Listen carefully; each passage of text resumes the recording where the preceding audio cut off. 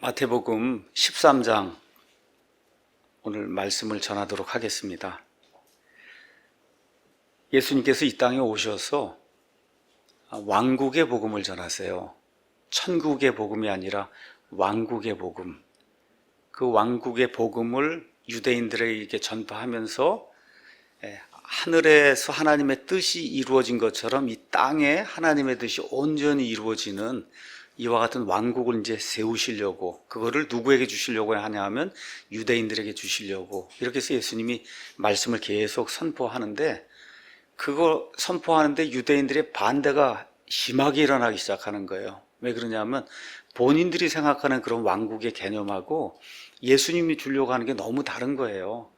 그러니까 이 사람들은 외적으로 무언가 예배를 드리고 희생물을 갖다 바치고 무언가 열심히 막 하고 어떤 이런 걸 통해서 하나님께 나아갈 수 있다, 이런 생각을 하고 있는데, 예수님이 그게 아니라 속사람의 변화가 생겨야 된다고, 속사람의 변화가 생겨야 된다고 얘기를 하니까 예수님이 하는 게 아주 싫은 겁니다. 이렇게 해서 심지어 예수님이 일으키는 기적마저도 예수님이 마귀들의 통치자들을 힘입어서 기적을 일으킨다 그러고, 이렇게 하면서 예수님하고 그 다음에 유대인들 사이에 긴장이 그냥 막 조성이 되는 이와 같은 그 내용이 여기 마태복음 13장 이후부터 이제 쭉 진행이 되는 거예요. 그 유대인들이 너무 극심하게 이렇게 반대하다 결국 어떻게 돼? 예수님을 십자가에 잡아서 이제 죽이는 일까지 이제 발생을 하잖아요. 그리고 예수님이 이미 다 알고 계세요, 그런 내용들을. 자, 이렇게 되면서 결국은 아직까지 그 얘기 하지 않았지만 16장, 한 3장 정도 지나가면 내가 이제 십자가에서 죽는다고 이야기를 하신단 말이에요, 예수님께서. 자, 그러면 지금 12제자를 데리고 왕국의 복음을 막 이렇게 선포를 하신다고요. 이렇게 선포하는데 제자들 입장에서 보면 얼마나 당황스럽겠어요. 예수님이 이제 왕국을 세운다 그러고, 그래서 자기들도 왕국의 복음을 세상에 전해야 된다 그러고 쫓아다니고 병자도 고치고 마귀도 내쫓고 다 그런 일들을 했는데, 예수님이 이제 결국 십자가에 달려 죽는다는 겁니다. 왕국을 주려고 와서 세우려고 했는데 안 돼갖고, 이게. 자, 이렇게 되니까 제자들이 자연스럽게 질문할 수밖에 없잖아요. 그럼 지금까지 예수님하고 같이 다니면서 1년이든 2년이든 우리가 예수님 왕국의 복음을 선포했는데, 그럼 지금까지 그 선포했던 그 왕국은 어떻게 됩니까?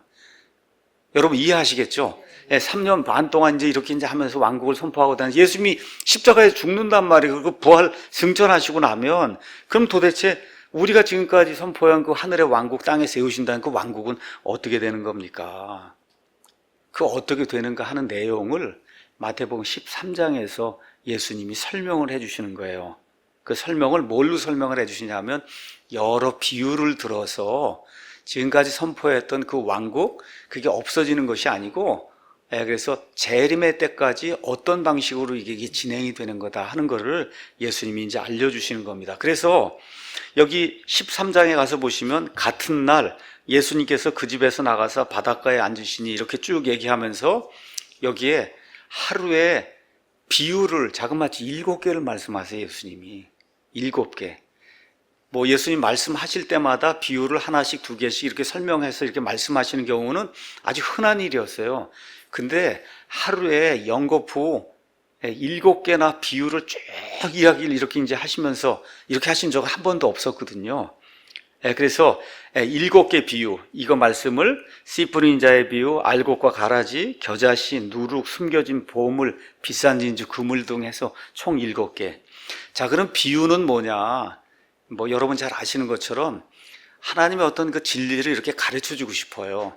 근데 가르쳐 줄 때 우리가 좋은 선생님은 무슨 시청과 교재를 사용하든지 예를 사용해서 이 진리를 가르쳐 주잖아요. 그렇죠? 그 하는 이유가 뭐냐 하면 이 진리가 조금 고상해요. 그냥 이대로 설명하면 잘 이해가 안 되니까 사람들이 알아들을 수 있는 이야기나 그거가 비슷한 어떤 예를 이렇게 비교를 해서 이렇게 보여주면 이게 그런 얘기구나, 이렇게 이해를 할 수 있잖아요. 그렇죠? 그런 의도로 예수님께서 어떤 이야기나 어떤 진리와 비교될 수 있는 어떤 거를 선정을 해서 비교해 가면서 그 이야기하는 그런 형태의 이야기를 성경은 비유라고 이야기하는 겁니다. 자, 그런데 마태복음 13장의 비유는 지금까지 우리가 살펴봤던, 또 앞으로 이제 살펴보게 될 그 예수님의 비유하고는 어느 면에서 조금 많이 다릅니다. 왜냐하면 여기 나와 있는 비유는 예수님이 신비라고 얘기한 거예요. 신비. 11절 가서 보니까 그분께서 그들에게 대답하여 이르시되 하늘의 왕국의 비유를 내가 지금까지 얘기하고 이제 앞으로도 얘기할 텐데 그것들은 신비라고 얘기하는 겁니다. 신비. 영어로 미스터리라는 거예요. 우리 미스터리 소설 많이 아시죠? 에드가 알렌 포니 뭐 이렇게 가서 보면 미스터리라고 하는 거. 성경에 미스터리란 말이 여러 차례 나옵니다. 여러 차례. 근데 성경의 미스터리는 뭐냐 하면 지금까지 진리가 있었어요. 쭉 있었어요. 사람들에게 알려지기도 했어요. 근데 그 뜻이 무언가를 알지 못했어요. 근데 하나님께서 적당한 때가 되었을 때 그 뜻이 무엇인가를 이렇게 활짝 열어서 알려주는 그와 같은 진리를 미스터리라고 얘기해요, 성경에. 그러니까 성경 가서 보시면 하늘의 왕국의 신비라고 하는 게 있고, 신비들. 또 여러분, 교회라고 하는 것도 성경에 가서 보면 신비로 표현이 돼 있어요.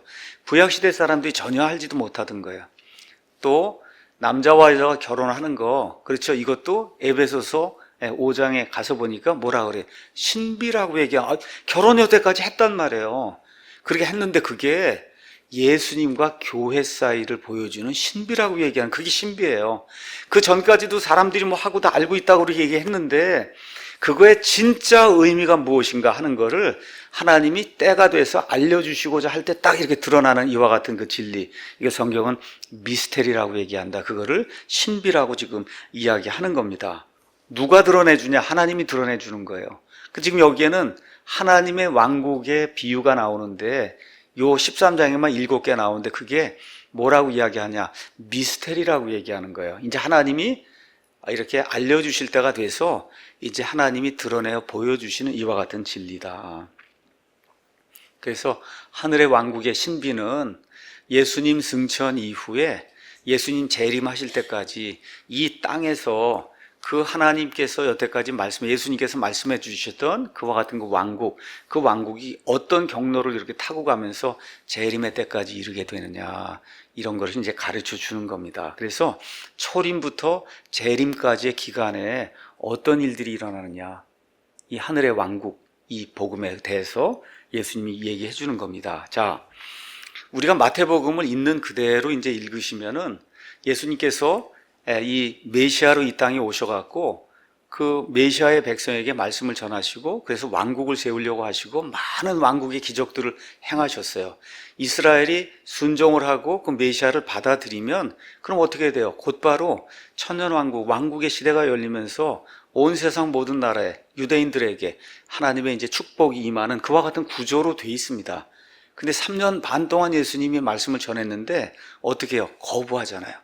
전 민족이 다 거부를 합니다. 그러니까 어떻게 해요? 결국 그분을 십자가에 못 박여 죽게 그렇게 만들거든요.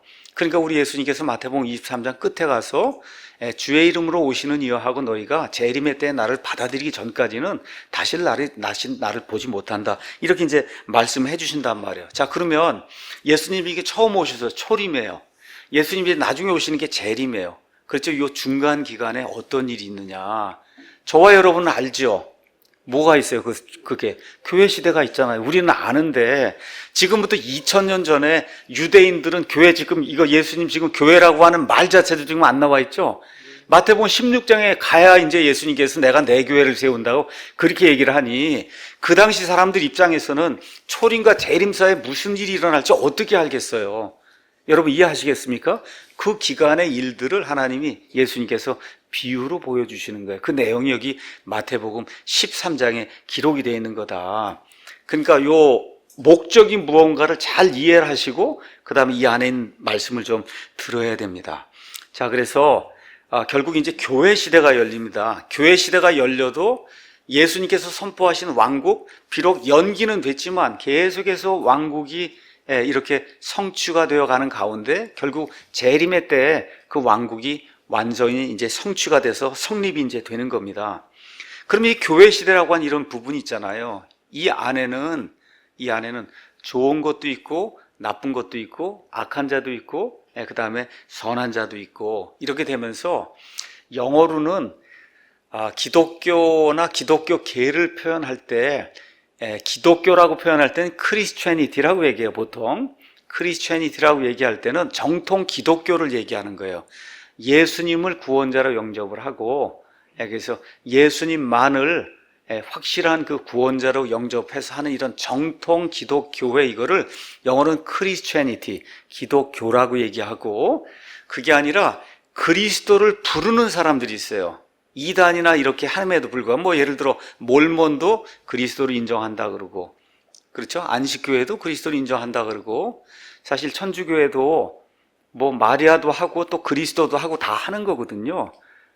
이렇게 해서 교리적으로나 이런 것에서 부패가 있음에도 불구하고 본인들은 그리스도를 믿는다 그런단 말이에요. 이런 거는 영어에서는 크리스천이티라고 표현 안 하고 크리스텐덤이라고 얘기해요. 여러분 킹덤이라는 얘기 아시죠? 킹덤.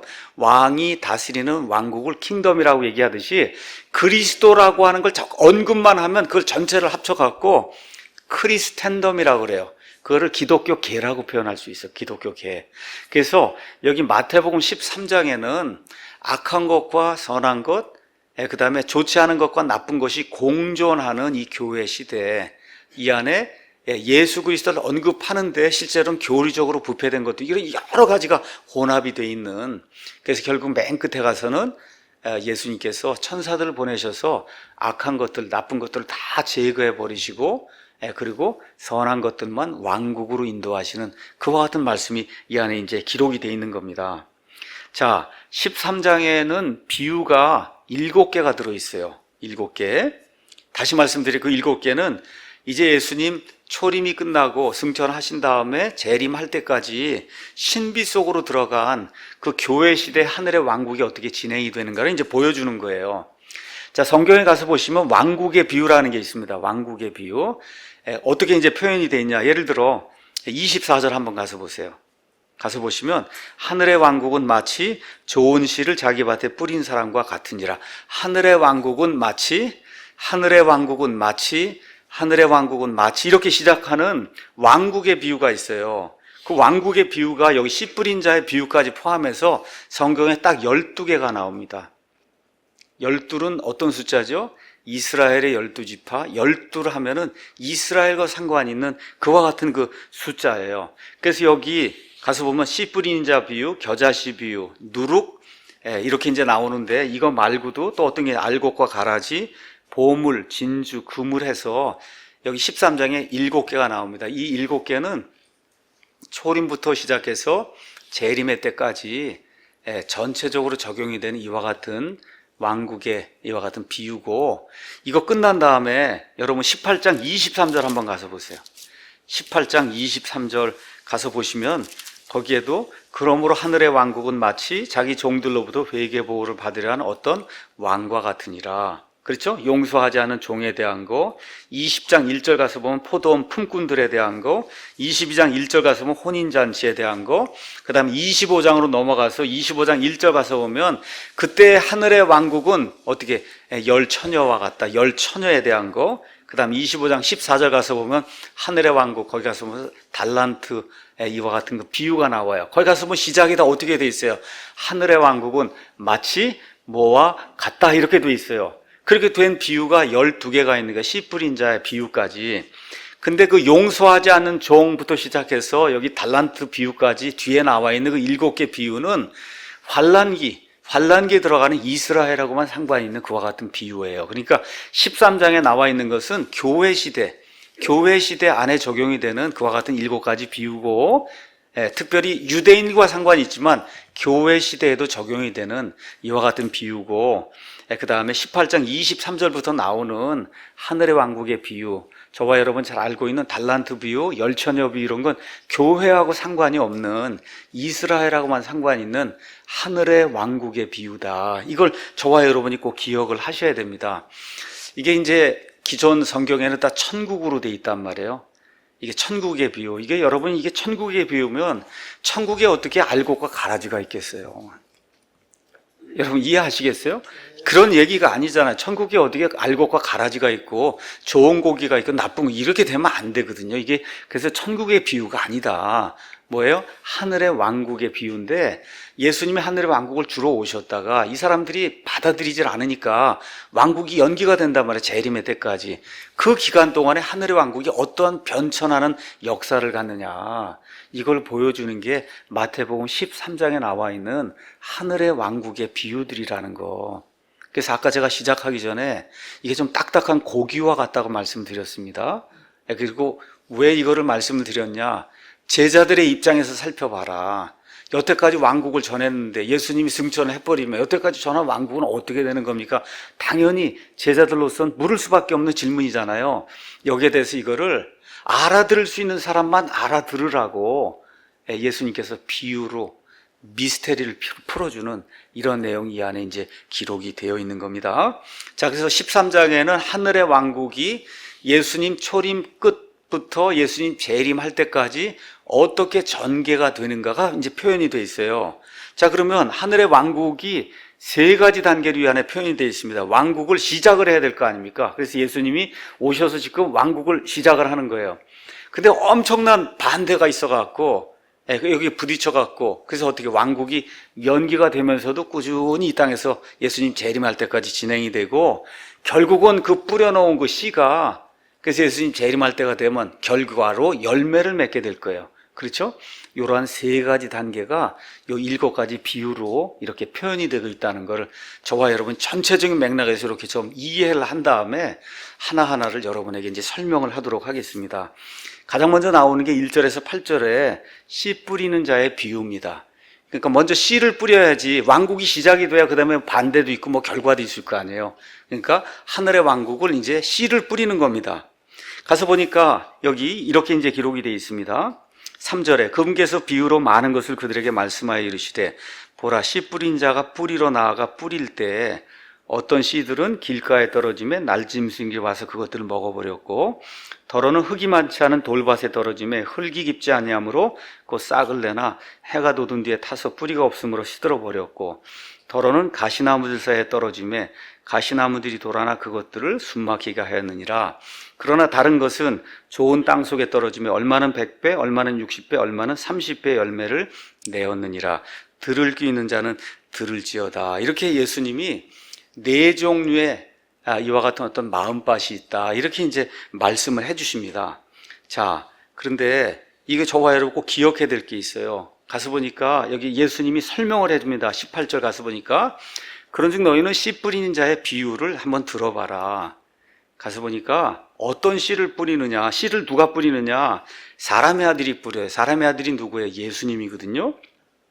어떤 사람이 왕국의 말씀을 듣고 그것을 깨닫지 못할 때에는 이렇게 지금 나오면서 뭐라고 얘기하는 거냐 하면 씨를 뿌리는데 하나님의 말씀에 씨를 뿌린다는 거예요. 근데 그 씨를 뿌린 하나님의 말씀이 뭐에 대한 거냐면 왕국에 대한 거라는 거예요, 여러분. 이 마태복음에서 이걸 놓치면 안 됩니다. 예수님 지금 오셔서 마태복음에서는 왕국을 주려고 한다고 하는 거, 영생을 주고 하는 그런 얘기를 하려고 하는 게 아닙니다. 지금 마태복음에서 회개하라 하늘의 왕국이 하늘로부터 이루어진 하나님의 통치가 지금 여기 가까이 왔다는 이 하나님의 말씀을 지금 뿌리는 거예요, 예수님이. 여러분 이해하시겠죠? 초점을 거기다 둬야지. 지금 이 마태복음에서 아직 지금 십자가 사건 같은 거 알지도 못한 이런 가운데 지금부터 제자들의 심정이 돼서 여러분 가서 보세요. 제자들의 마음속에 십자가 아니 뭐 이런 거 있습니까? 없습니까? 알지도 못해요. 들어본 적도 없어요. 그러니까 지금 여기서 왕국의 말씀을 전한다, 왕국의 씨를 뿌린다고 할 때 하늘의 왕국을 주려고 하는 그 얘기를 하는 거구나. 말씀을 그렇게 이해를 하셔야 됩니다. 있는 그대로. 우린 지금 다 하니까 십자가도 다 하니까 여기서 십자가 복음을 전하는 거 이렇게 생각하시면 안 돼요. 여기 분명하게 왕국의 씨를 지금 뿌리는 거예요. 이 말씀은 하나님의 말씀인데 뭐냐? 왕국의 말씀을 뿌리는 거예요. 왕국의 말씀을. 그렇죠? 그 지금 얘기하는 게 뭐야? 1차적으로 교회가 아니라 뭐예요? 예수님이 이 땅에 세우시는 왕국이라는 거. 이해하셨죠? 예. 자, 그런데 이 동일한 말씀이 마가복음 4장 11절, 그 다음에 누가복음 8장 10절에 가서 보면은 거기는 하늘의 왕국이라고 돼 있지 않고 하나님의 왕국으로 돼 있어요. 제가 이제 다음 시간에 하나님의 왕국과 하늘의 왕국의 차이를 여러분에게 이제 알려드릴 겁니다. 하나님의 왕국은 큰 거고, 그거보다 조금 작은 개념이 하늘의 왕국인데, 어찌됐든, 여기 마태복음에는 하늘의 왕국, 그 다음에 마가복음, 누가복음 하나님의 왕국으로 이제 돼 있기 때문에 여기 나와 있는 말씀이 1차적으로는 왕국의 복음의 말씀이지만 어느 면에서 부분적으로는 교회 시대에도 적용이 되는 그런 말씀이다. 하지만 어쨌든 1차적으로는 왕국에 대한 말씀이라는 걸 여러분과 제가 이해를 이제 해야 됩니다. 자, 그래서 여기 네 종류의 이제 밭이 이제 나오는 거죠. 네 종류의. 이렇게 해서 가서 보니까 4절에 이렇게 길가에 떨어진 거, 이건 부주의한 자들, 뭐 여러분이 다 아시는 거기 때문에 깊이 설명 안 하겠습니다. 이건 맥잡기이기 때문에 전체적으로 맥이 이렇다는 것만 여러분에게 이제 말씀드리는 거예요. 예를 들자면 어떤 사람이냐, 헤롯과 빌라도 같은 사람, 말씀을 아무리 예수님이 직접 가서 얘기해도 안 듣습니다. 그렇죠? 이런 종류가 있다. 근데 말이 이렇게 뿌려졌는데 누가 와서 먹는다 그래요? 새들이 와서 먹는다 그러죠? 새들, 사악한 자들, 날짐승들, 조금 이따 이제 그 얘기를 이제 설명할 겁니다. 자, 그래서 구원받지 못한 사람 이야기하는 거고, 그 다음에 5절, 6절은 돌밭에 뿌려진 자들, 잠시 이렇게 조금 뭐가 이제 나긴 나는데, 금방 없어져 버리는 거예요. 사도행전 8장에 가서 보면 마술사 시몬이 나오는데, 이 마술사 시몬도 말씀을 조금 들었지만, 그렇지만 곧 사그라들었거든요. 잠정적인 자들. 그래서 말씀으로 인한 핍박을 견디지 못하는 그런 자들이 있다. 그 다음에 7절에는 세상적인 자들, 가시나무에 떨어진 자들, 그래서 구원받을 가능성은 있는데 여기 가서 보니까 열매는 없는 걸로 지금 나와 있으니까 열매 면에서 보면 구원받지 못한 겁니다. 자, 그 다음에 이제 진지한 사람들이 여기 옥토, 좋은 밭에 이제 뿌려진 이와 같은 씨로 이제 표현이 되면서 뭐 예를 들자면 가룟 유다를 제외한 나머지 11명의 그 제자들, 사도 바울, 뭐 이런 사람들 이야기 할 수가 있을 거예요. 그거 다 이야기한 다음에 우리 예수님이 뭐라고 말씀하시느냐. 가장 중요한 건 열매라는 거예요. 8절에. 땅 속에 떨어지면 얼마는 100배, 얼마는 60배, 얼마는 30배 열매를 냈다. 그러니까 지금 이게 구원이든지 예수님의 왕국 통치든지 가장 중요한 것이 뭐냐 하면 열매라는 겁니다.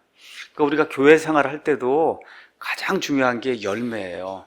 근데 그 열매를 자꾸 외적인 걸로 좀 생각하지 않으면 좋을 것 같아요. 열매는 내적인 열매를 하나님이 원하시는 거다. 이제 가장 중요한 것이 뭐냐 하면 하나님의 거룩함을 인지하는 것.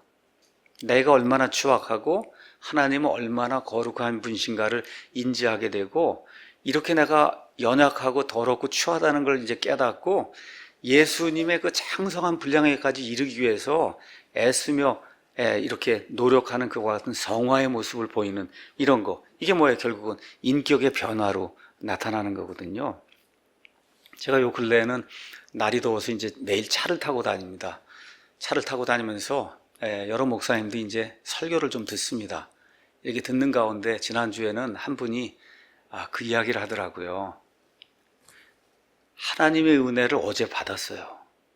그 하나님의 은혜는 어제로 끝난 거고 오늘 또 받아야 된다는 거예요.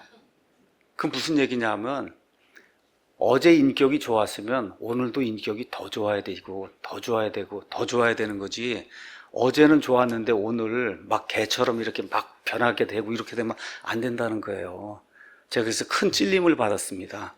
제가 이게 한 번에 하나님이 그냥 성화를 이루어갖고 예수님처럼 딱 그렇게 되게 만드는 게 아니라 오늘 하나님의 은혜로 인격이 변하고 또 내일 아침에 눈 뜨고 나면 또 하나님의 은혜로 또 인격이 더 변하고 그 다음날 또 인격이 더 변하고 이렇게 변하는 열매가 있어야 되는 거구나. 그러니까 과거에 머물면 안 되는 거예요. 내가 옛날에 왕년에 이렇게 인격이 좋았고 예수님 믿고 뭐 이렇게 펄펄 날던 때가 있어. 이게 소용없다는 거예요. 이해하시겠죠, 여러분? 매일같이 열매가 나와야 된다. 인격의 열매가 나와야 된다. 그래서 그리스도인에게 가장 중요한 게 인격의 열매라는 거. 이거와 함께 선한 행위가 나오고 어떻게 또 그러다 보면 전도도 나오게 되고, 그렇죠? 교회에 와서 교제도 하게 되고 섬기는 일도 하게 되고 아이들도 좀 잘 가르치게 되고 부부간의 관계도 좀 더 좋아지게 되고, 이게 다 열매예요. 그 열매가 계속해서 나와야지 10년 전에 열매를 살려고 그러면 안 된다는 겁니다. 이해하시겠죠, 여러분? 10년 전이 아니라 어저께 열매도 안 되는 거예요. 오늘 것도 안 되니까 내일은 내일, 모레, 글피 이렇게 나가면서 계속 열매가 점점 증가를 해야 되는 거지. 이게 멈추면은 그럼 성장이 멈추는 거거든요. 그렇게 하면 안 된다. 그 얘기를 듣고 제가 큰 도전을 받고 좀 찔림을 받았습니다. 여러분도 좀 저와 함께 같이 도전을 받고 이렇게 찔림을 받으면 좋을 것 같습니다. 자, 그런데 그 열매를 이렇게 많이 맺으려면 조건이 있다는 거예요, 우리 예수님께서. 그 조건은 뭐냐? 10절, 9절에 나와 있어요. 들을 귀 있는 자는 어떻게 들을지어다. 제가 왜 찔림을 받았을까요? 들으니까 찔림을 받잖아요. 그 목사 설교를 들으니까 잘 살아야지 안 되겠구나. 내일은 더 잘하고 오늘 화가 나도 꼭 참고 어떻게 하든지 해서 내일 더 잘, 이렇게 되잖아요, 이게. 그러니까 들을 귀 있는 자는 들을지. 여러분, 귀 없는 사람 있어요? 귀 없는 사람 있습니까, 여기? 예. 제가 요새 또 가끔 이 유튜브에 가면은 핏불이라고 하는 개가 있어요. 이렇게 엄청나게 이렇게 무서운 개인데 또 엄청나게 그 애들하고 잘 놀더라고요. 그 핏불이라는 그 개가 무서운 개예요. 근데 그 개가 태어날 때 이게 귀가 없는 그런 개가 있더라고. 그 개가 이렇게 잘 노는 그런 것도 제가 좀 보는데, 이 사람 중에는 귀 없는 사람은 없을 거예요. 근데 예수님 뭐라 그래요? 귀 있는 자는, 들을 귀 있는 자는 들으라고 얘기를 해요. 그래서 여기 13장에만 들어라, 들어라, 들어라가 자그마치 10번 이상이 나옵니다. 열매를 많이 맺으려면 들어야 된다. 뭘 들어야 되겠어요? 하나님의 말씀을 들어야 됩니다. 들어야 구원도 받고 들어야 성화도 되는 거예요. 그러니까 자꾸 듣고 그 다음에 성경 말씀 읽고 좋은 교양 서적도 읽고 이렇게 해서 영과 육과 이 혼의 모든 것들을 이렇게 살찌우게 하는 저와 여러분이 이제 돼야 됩니다. 자, 이렇게 해서 결국 이제 하늘의 왕국의 신비라고 하는 것을 예수님이 11절에 이렇게 얘기하세요. 자, 13장에 내가 하늘의 왕국의 신비들을 이제 하나하나 이제 이야기할 텐데, 이거는 신비다, 신비. 왜 신비냐? 이제 초림이 끝나면 내가 왕으로 왔다가 초림이 끝나면 내가 저 위로 올라간단 말이에요. 그럼 이 땅에 왕이 없는데도, 그런데도 어떻게 돼요? 예수님이 선포한 그 왕국은 계속 굴러간다는 겁니다. 이게 쑥쑥 이렇게 굴러간다. 그렇죠? 내가 없는 동안에 이 땅에 왕국이 어떻게 굴러가는가 이걸 보여주기 때문에 이걸 신비라고 내가 너에게 이야기하는 거다. 근데 너희들이 다 알 수 있도록 땅에 있는 것들 가지고 설명을 할게. 땅에 있는 거, 뭐 그물이라든지 진주라든지 누룩이라든지, 그렇죠? 알곡과 가라지, 땅에 있는 걸로 내가 다 설명을 하겠다. 그 얘기하면서 이거는 교회에 대한 그런 내용이 아니다. 38절 가서 보세요. 38절 알곡과 가라지 거기 가서 보니까 뭐라 그래? 밭은 세상이다. 그러니까 온 세상에 교회가 아니라 온 세상에 이게 들어가니까 악한 것도 있고 나쁜 것도 있고 좋은 것도 있고 선한 것도 있고 여러 가지가 복합적으로 다 있거든요. 이러한 것들이 있는 이와 같은 왕국의 변천 과정을 너에게 설명하는 거니까 잘 들어라. 그렇게 이제 이야기하면서 10절에서 13절에는 예수님이 뭐라고 말씀하시느냐?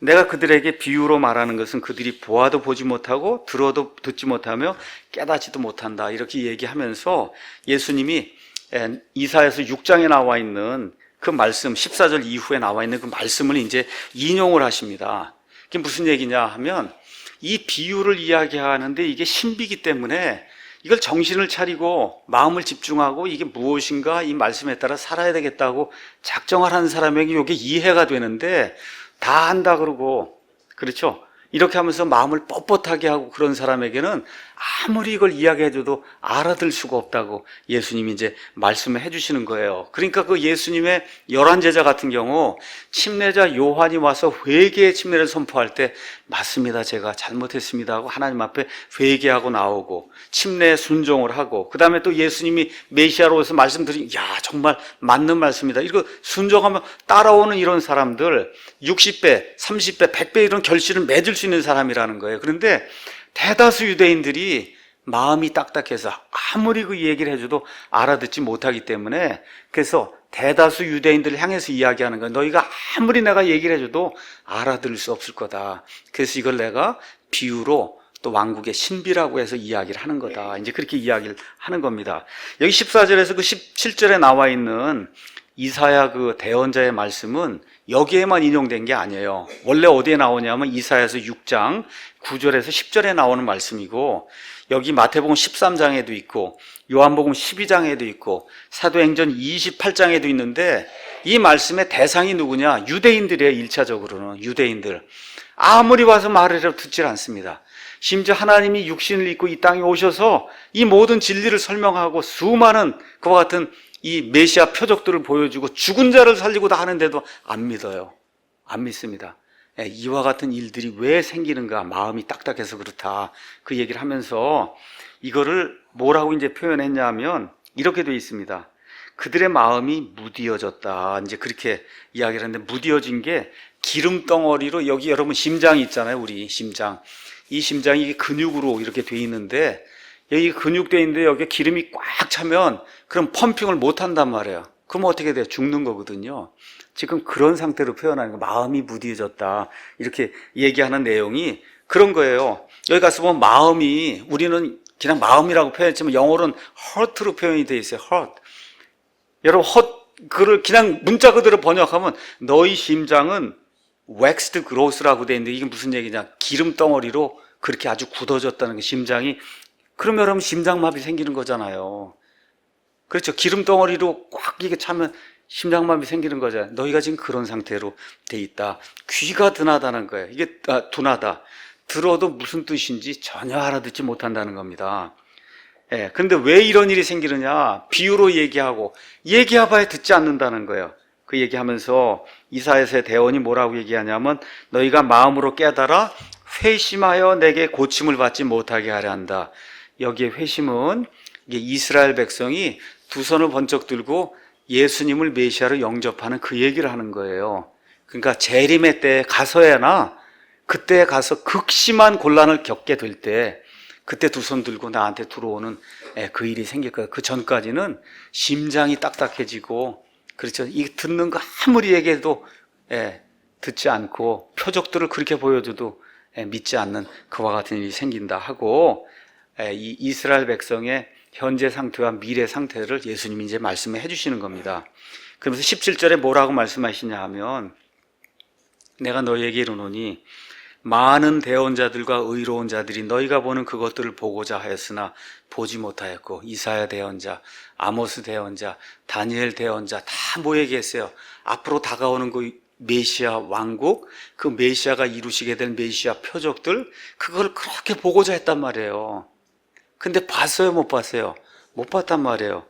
그런데 너희, 여기 가서 보니까 보지 못하였고, 너희가 듣는 그것들을 듣고자 하였으나 듣지 못했다는. 근데 너희는 어땠다는 거? 들었다는 거잖아요. 그렇죠? 이렇게 이야기하면서 믿지 않는 유대인들을 정죄하시고, 또 믿는 이 자기의 제자들에게는 너희가 참으로 복된 사람들이다. 예수님이 이제 그렇게 말씀을 해주신 내용이 그 안에 기록이 되어 있습니다. 자, 그러면 왕국이 세 단계가 있다 그랬습니다. 왕국을 이렇게 와서 선포를 해서 왕국을 세우는 그런 단계. 자, 그런데 어떻게 그 다음에 극심한 반대가 일어난다 그랬죠? 극심한 반대. 이게 일어나서 결국은 왕이 하늘로 다시 올라갔다가, 그러다가 이제 다시 재림의 때에 내려오는 거예요. 그 극심한 반대가 있는 그 기간에 이 땅에는 어떤 일이 있느냐? 알곡과 가라지 비유, 그 다음에 겨자씨 비유, 누룩의 비유가 이루어지는 그런 일이 이 땅에 발생을 한다는 겁니다. 여러분 이해하시겠죠? 7개 가운데 첫 번째 씨를 뿌려요. 왕국이 가까이 왔다고 이야기합니다. 근데 극심한 반대가 일어나니까 예수님이 어떻게 승천하세요. 왕이 올라가셨다가 나중에 이 사람들이 예수님 오시는 걸 환영합니다 하게 될 때 다시 내려오게 돼요. 그 동안에 이 땅에 알곡과 가라지, 겨자씨, 그 다음에 누룩의 비유가 이렇게 실질적으로 이 땅에서 이루어진다고 예수님이 말씀해 주시는 겁니다. 자, 먼저 알곡과 가라지 비유를 이제 보니까 24절에 하늘의 왕국은 마치 좋은 씨를 자기 밭에 뿌린 사람과 같으니라. 그러나 사람들이 잠든 사이에 그의 원수가 와서 곡식 가운데 가라지를 뿌리고 자기 길로 가매 잎이 나고 열매를 맺을 때 가라지도 보이거늘, 이에 그 집주인의 조인들이 와서 그에게 이르되 주여, 주께서 주의 밭에 좋은 씨를 뿌리지 아니하였나이까? 근데 가라지는 어디서 생겼나이까? 하며 그가 그들에게 이르되 원수가 이렇게 하였구나 하니, 종들이 그에게 이르되 그러면 우리가 가서 중간에 다 빼서 없애버리면 어떻겠습니까? 그렇게 하기를 원하십니까? 그랬더니 뭐라 그래요? 그가 이르되 아니라 너희가 가라지를 모으다가 그것들과 함께 곡식까지 뽑을까 염려하노라. 둘 다 수확 때까지 자라게 두어라. 수확하는 때에 내가 거두는 자들에게 말하기를 너희는 먼저 가라지를 함께 모아 불태우게 단으로 묶되 곡식은 모아서 내 곳간에 드리랴, 이렇게 들여놓으라고 그렇게 하신다는 거예요. 이거 다 말씀하시더니, 그리고 이제 36절에서 43절에 예수님이 친절하게 다 가르쳐 주세요. 알곡과 가라지에 나오는 그 내용이 무언가를.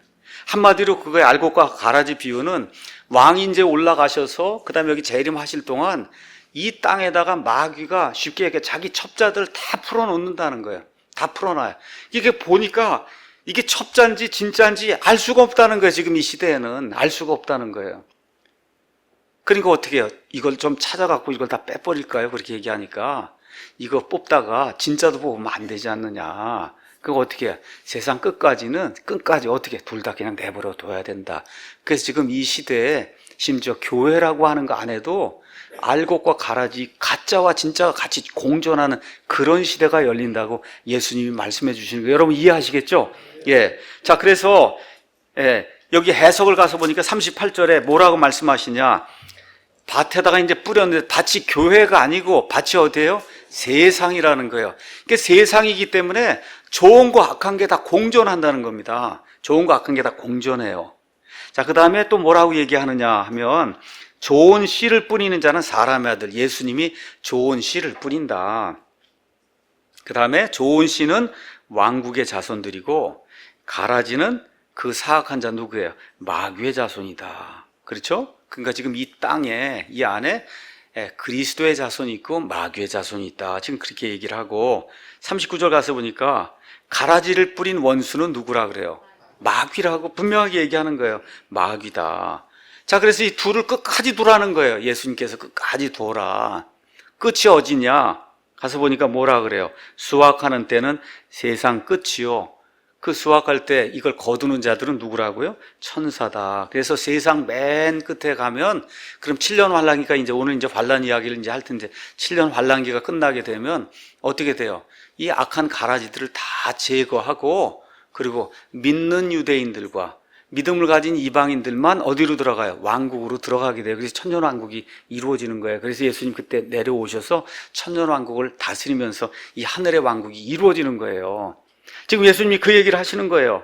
그래서 가라지는 이거는 잡초가 아니고 가서 보면은 아주 정확하게 알곡하고 비슷하게 생겼다는 겁니다. 이걸 갈라내기가 어렵다는 거예요. 그래서 먼저 천사들을 보내서 가라지들을 모아다가 그래서 어떻게 불에 태운다. 그 불태우는 데가 뭐라 그래요? 성경은 불태우는 용광로 지옥이라고 분명하게 이야기를 해요. 그래서 맨 마지막에 마태복음 25장 가서 보면 양과 염소들의 그런 비유가 나오잖아요. 그렇죠? 예, 염소들 다 모아다가 어떻게 해요? 민족들 다 모아다가 왼쪽으로 다 모아서 어떻게 해요? 영원토록 영존하는 그러한 불 속에 마귀와 그의 천사들에서 만들어 놓은 이 지옥 불 속에 영원히 들어가라고 예수님이 저주하시는 그런 내용이 그 안에 기록이 있습니다. 문자 그대로 뜨거운 지옥불입니다. 뜨거운 지옥불. 자, 그 다음에 천사들이 이런 일들을 한다는 것은 마태복음 24장 30에 31절에도 나오고 요한계시록 14장에는 나오고 이렇게 되면서 43절에 그때 의로운 자들은 자기들의 아버지의 왕국에서 해같이 빛난다 이렇게 돼 있는데 저와 여러분이 확인해 보기 위해서 다니엘서 한번 가서 보겠습니다. 왼쪽으로 쭉 넘기셔서 에스겔서 옆에 가서 보시면 다니엘서가 있어요. 다니엘서 12장 잠깐 보겠습니다. 다니엘서 12장 가서 보시면 12장 1절에 대환란기가 표현이 되어 있어요. 대환란기, 유대인들이 한 번도 겪어보지 못한 대환란기. 그 대환란기 끝에 2절 땅의 티끌 속에서 잠자는 자들 중에 많은 사람이 깨어나 얼마는 영존한 생명에 이르고 얼마는 수치와 영존한 치욕에 이르며 지혜로운 자들은 궁창에 광채같이 빛나고 많은 사람을 의로 돌아서게 한 자는 별들과 같이 영원 무궁토록 빛난다. 이것도 1차적으로 누구에게 준 거예요? 유대인들에게 준 거예요. 그래서 지금 여기 나와 있는 이 알곡으로 표현된 이 사람들, 의로운 자들로 표현된 이 사람들이 아버지 왕국에서 해같이 빛나게 되는 이와 같은 일이 이 다니엘서하고 이렇게 연결이 이제 돼 있다는 거 기억을 하시고 그 다음 거 넘어가겠습니다. 겨자씨 보도록 하겠습니다. 겨자씨 비유. 자, 겨자씨가 이제 그 다음에 나오는데 겨자씨는 31절에서 이제 32절에 나옵니다. 겨자씨는 여러분 많이 들어서 알겠지만 이스라엘에서 발견할 수 있는 씨 중에 가장 작은 씨로 그렇게 알려져 있어요. 그래서 그냥 겨자씨 그러면 뭐라고 얘기하냐면 가장 작은 거, 중요하지 않은 거. 그런데 어떤 분이 요 근래에 이렇게 사진을 올렸더라, 겨자씨. 이게 엄청나게 작은데, 이게 어떻게 되냐. 이게 크면은 나중에 사람 키보다 더 커져요. 사람 키보다. 그런데 그게 나무가 아니고, 여전히 뭐예요? 예, 채소예요. 채소가 마치 나무처럼 그렇게 커지는 괴 현상이 이제 발생을 하게 되는 겁니다. 자, 그래서 여기 31절에 그분께서 다른 비유를 들어 그들에게 이르시되, 하늘의 왕국은 마치 어떤 사람이 가져다가 자기 밭에 뿌린 겨자씨 한 알과 같다. 그것은 참으로 모든 씨 중에서 가장 작은 것이로되 자란 뒤에는 채소 가운데 가장 커서 심지어 나무가 될 정도로 그렇게 커진다는 거예요. 공중의 새들이 와서 그것의 가지에 깃들이니라. 이렇게 해주세요. 채소가 나무가 되는 기현상이 발생하는 거예요. 이게 기현상입니다, 여러분. 좋은 현상이 아니고. 자, 먼저 여기 가서 보니 큰 나무, 그 다음에 날짐승 이런 게 나오는데, 우리 아까 가서 보니까 13장 씨를 뿌리게 될 때 길가에 이렇게 씨가 뿌려지니까 누가 와서 이 말씀을 채워가요? 새들이. 그렇죠. 여기 나와 있는 새, 날짐승들이 기현상으로 나무가 된 것처럼 보이는, 여기 지금 이 겨자, 나무라고 표현해서 겨자 식물이죠. 여기에 가서 많은 새들이 거한다는 거예요. 많은 새들이 거한다. 이게 이렇게 하다 보니까 천주교회는 전통적으로 이걸 어떻게 해석하냐. 천주교회는 겨자씨가 이렇게 나무가 되는 거, 이거 얼마나 좋은 거냐. 그래서 맨 마지막에 교회가 온 세상을 다스리는 이와 같은 모습으로 바뀌는 거니까 교회가 확장이 되고 너무 좋은 그런 일이 생기는 거다. 천주교회는 보통 그렇게 이야기합니다. 그런데 저와 여러분이 기억해야 될 게 있어요. 성경 가서 말씀을 자세히 읽어보면 예수님 오시는 때 맨 마지막 때 믿는 자를 많이 봅니까? 많이 못 봅니까? 교회라고 예수님 고백하는 사람들이 거의 다 배도한다고 이야기하죠? 그럼 맞질 않는 거예요. 여기서 이야기하는 것처럼 이게 대학이나 교회가 확장이 돼서 교회가 온 세상을 지배하게 되고 이런 일이 생기지 않습니다. 성경대로 이야기하면. 이건 뭐냐? 기현상이 발생을 한 거예요. 겉으로 보기엔 뭐가 커다랗게 교회라 그러고 뭐 이런 것들이 있는데 그 안에 심지어 누가 들어와 있어요. 새들, 날짐승들, 마귀의 이런 악한 것들이 이렇게 공존하는 이와 같은 시스템으로 교회라고 하는 것 자체가 부패가 되어 있는 이런 모습을 예수님이 지금 겨자씨 비유로 우리에게 이야기해주고 있는 거다. 여러분, 나무는 성경 가서 보시면 다니엘서 4장 19에서 27절에 가서 보면 통치나 왕국이 이렇게 확정되는 걸 보여주는 거예요. 그러니까 세상 왕국이나 아니면 통치가 확장되는 거. 근데 이제 커지긴 커지는데 커져서 좋아요. 근데 뭐가 있어요? 날짐승들이 그 안에서 거한다니까요. 날짐승은 성경 앞뒤 가서 보니까 누구예요? 마귀와 그의 천사들, 마귀들을 이야기하는 거예요. 그러니까 교회가 커지고 있고 뭐가 비대해지고 있는 것 같은데 실제로 그 안에 악한 것들도 엄청나게 거하는 이와 같은 시대가 예수님 초림에서 승천하신 다음에 예수님이 재림하실 때까지 이 땅에 그러한 시스템이 공존할 거라고 예수님이 이제 말씀해 주시는 겁니다. 그 다음에 나오는 누룩도 비슷한 거예요. 성경의 누룩은 총 23회 나오는데 누룩은 뭐 하는 거냐? 부패시키는 물질이 누룩입니다. 알코올을 만드는 거예요. 누룩. 출애굽기 12장 15절부터. 그래서 예수님이 계속 뭐라 그래요? 누룩은 거짓 교리, 사두개인들과 바리새인들의 교리, 사람의 전통을 말씀보다 더 위에 두는 거, 이런 몸의 부활을 부인하는 이런 걸 예수님이 뭐라 그러냐? 누룩이라고 얘기하는 거예요. 누룩은 성경에 다 나쁜 걸로 돼 있어요. 누룩은 결코 하나님의 말씀이 될 수가 없는 거예요. 성경에 가서 보시면 하나님의 말씀을 이렇게 상징하는 여러 가지 상징들이 나와 있습니다. 그 상징 중에 하나가 음식도 있고, 성경 말씀을 가리켜 빵이라 그러기도 하고 꿀이라 그러기도 하고 젖이라 그러기도 하고 밀크, 사과라 그러기도 하지만 한 번도 하나님의 말씀을 누룩이라고 그렇게 부른 적이 없습니다. 그 다음에 여기 가서 보니 하늘의 왕국은 마치 어떤 여자가 가져다가 굵은 가루 서말 속에 숨겨넣어 마침내 전부를 뜨게 한 누룩과 같다. 이제 그렇게 이야기합니다. 여기는 여자가 나오는데 예수님의 신부는 정결한 신부 처녀로 표현이 돼 있지, 이렇게 두아디라 교회에 나오는 이세벨이라는 그런 여자로 표현이 되어 있지 않아요. 그 다음에 계시록 17장에 나오는 것도 이 음녀 여자 이런 거 좋지 않은 겁니다. 성경의 표현이. 교회는 처녀로 표현이 되어 있어요. 신부로 표현이 되어 있어요. 이런 걸 기억을 하시고, 이런 거 보면서 또 천주교회는 또 뭐라고 얘기하냐? 이게 교회가 조금 요만했는데 이게 그냥 전 세상을 다 채우는 이렇게 확장이 되는 좋은 걸로 그렇게 이야기를 하고 있습니다. 근데 성경은 그렇게 이야기하지 않고 역시 마찬가지로 교회라고 하는 겉으로 드러난 이런 것이 이렇게 크게 보이는데 실제로 그 안에 부패된 게 굉장히 많은 거라는 거예요. 여러분, 부패를 이야기하는 거예요, 누룩은. 그래서 심지어 저와 여러분이 주의 만찬을 할 때도 여러분, 만찬에 두 가지 요소가 뭐예요? 빵이 있어요. 빵에 누룩을 넣으면 됩니까? 안 됩니까? 안 되죠. 왜 그래요? 예수님의 몸이 어디 전혀 하나도 더러운 게 없잖아요. 그걸 표현하면 안 되기 때문에 누룩을 넣으면 안 되는 거거든요. 그럼 예수님의 피는 어떨까요? 피에 더러운 거, 부패된 게 있어요? 없어요? 없잖아요. 근데 알코올이 되면 이미 누룩이 들어가서 어떻게 해요? 포도즙이, 포도주로 부패가 된 게 그게 술이잖아요. 그러니까 우리 전통적으로 침례 성도들은 포도주를 안 쓰고 어떻게 포도즙을 쓰는 거에 누룩이 들어가지 않은 거. 그 성경은 처음부터 끝까지 누룩은 나쁜 걸 이야기하기 때문에 여기 나와 있는 누룩도 전체를 뜨게 만드는 그런 누룩도 천주교에서 이야기하는 것처럼 교회가 확장이 돼서 맨 끝에 온 세상을 채우는 이런 걸 이야기하는 게 아니다. 교회라고 하는 게 이렇게 커 보이는데 실제 그 안에 가짜 부패시키는 거, 그렇죠? 더러운 것들, 이런 것들이 교회 안에 굉장히 많이 가득 찬 이와 같은 것이 세상 끝까지 이루어진다는 걸 보여주는 거다. 이렇게 이제 이해를 하시면 됩니다. 자, 그럼 왕국이 세 단계가 있다 그랬어요.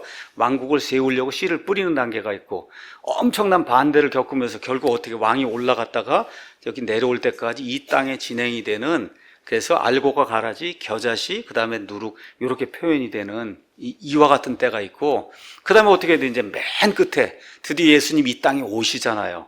그래서 어떻게 돼요? 왕국이 열리게 되잖아요. 그래서 어떻게 돼요? 왕국의 열매를 맺는 그와 같은 때가 있잖아요.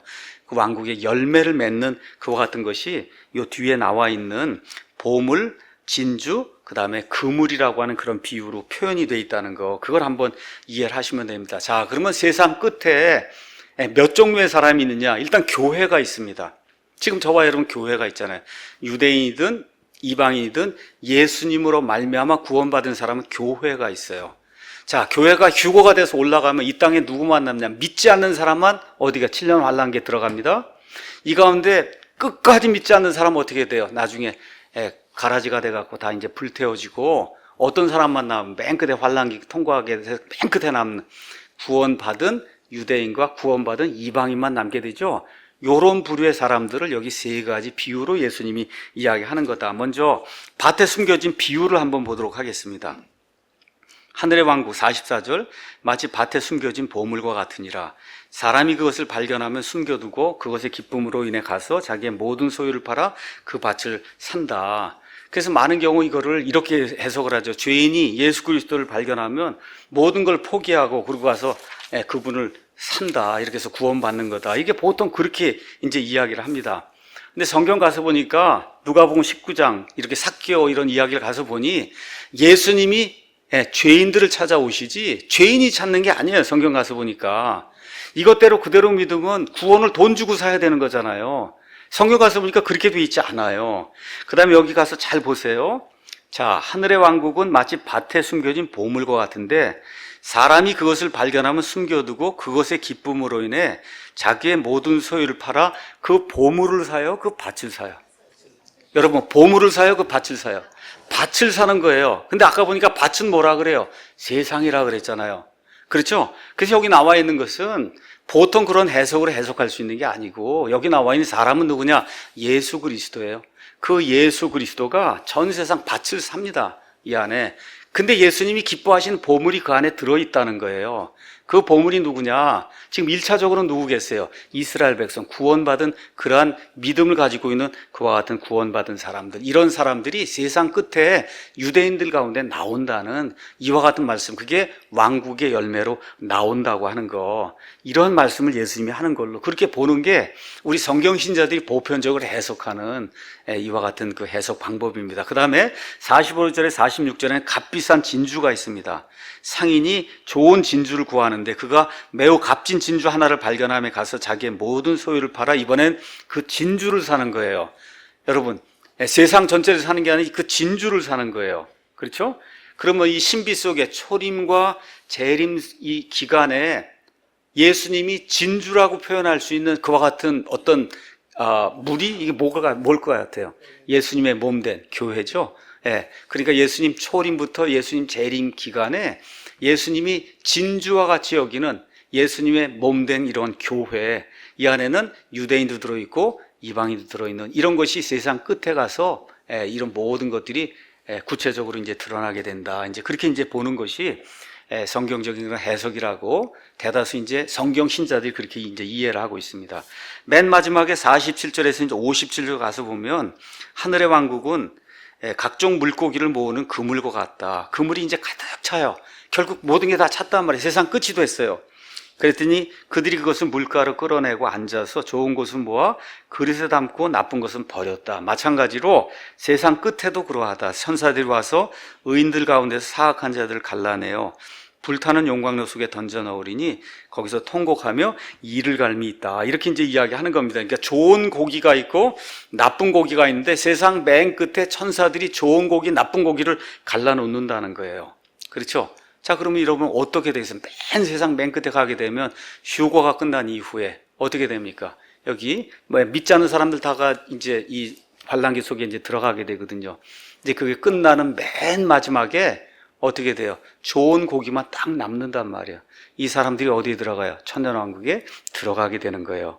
그래서 아마 이와 같은 그 그물에 걸려있는 좋은 고기는 이방인들 가운데 구원받은 이와 같은 사람들이 아니겠냐? 환란기를 통과하면서 이렇게 이야기하는 것이 성경 신자들이 보통 보편적으로 이야기하는 이 비유에 대한 그런 해석이다. 이렇게 이제 이해를 하시면 좋고, 마지막으로 이게 다 끝난 다음에 예수님이 51절, 52절에 또 하나의 비유를 또 이야기합니다. 이건 왕국의 비유는 아니고, 너희가 이 모든 것을 깨달았느냐 하시니 그들이 그분께 이르되 주여 그러하오이다 하며 이에 그분께서 그들에게 이르시되 그러므로 하늘의 왕국에 관하여 가르침을 받은 서기관마다 마치 자기 보고에서 새 것과 옛 것을 내오는 집주인과 같다. 이렇게 이야기합니다. 서기관은 뭐 하는 사람이냐? 성경 기록을 이렇게 복사해서 간수하고 다른 사람들에게 가르치고 알려주는 사람이에요. 서기관 에스라 시대 이후에 만들어진 것으로 그렇게 이제 이해가 되고 있어요. 성경 기록을 목숨처럼 생각하고 기록하고 전수하고 교육하고 알려주고 그런 사람들이에요. 처음에는 아주 좋은 사람들이었어요. 근데 이게 나중에 전통이 되고 사람들의 전통을 하나님의 말씀 위에 두다 보니까 예수님 당시에는 악한 일을 하는 사람들을 서기관이라고 예수님 부르고 독사의 자식들이라고 예수님 부르는 이와 같은 부류로 타락하게 됩니다. 근데 지금 가서 보니 뭐라고 얘기하느냐? 하늘의 왕국의 비유들을 이걸 다 가르침을 받은 사람은 서기관과 같다. 서기관 뭐 하는 사람이라고요? 말씀을 다루는 사람이에요. 말씀을 다루는 사람.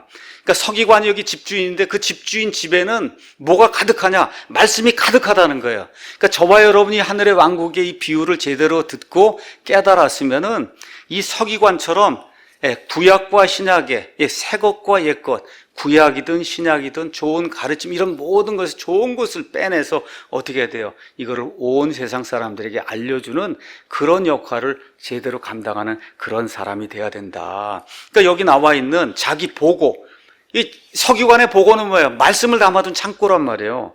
그렇죠? 그래서 문맥상 가서 보면 신구약 성경을 우리가 볼 수가 있거든요. 그래서 서기관은 그 말씀을 배급해 주는 사람이에요. 그러니까 저와 여러분이 여기 마태복음 13장에 나와 있는 말씀, 하늘의 왕국의 비유들을 잘 이해했으면은 신약과 구약의 말씀들을 잘 요리를 해서 그래서 어떻게 많은 사람들이 그것을 배급하고 나누어 주는 그런 역할을 해야 된다 하고 예수님이 이제 말씀을 해 주십니다. 이게 아마 우리 신약 성도들 여기 가르침을 받았다고 하는 게 이게 제자란 뜻이거든요. 그 신약 시대에 예수님의 제자들이 해야 될 일이라고 예수님이 말씀해 주십니다. 여기까지 하고 마치겠습니다. 잠깐 기도하고 공식적인 모임은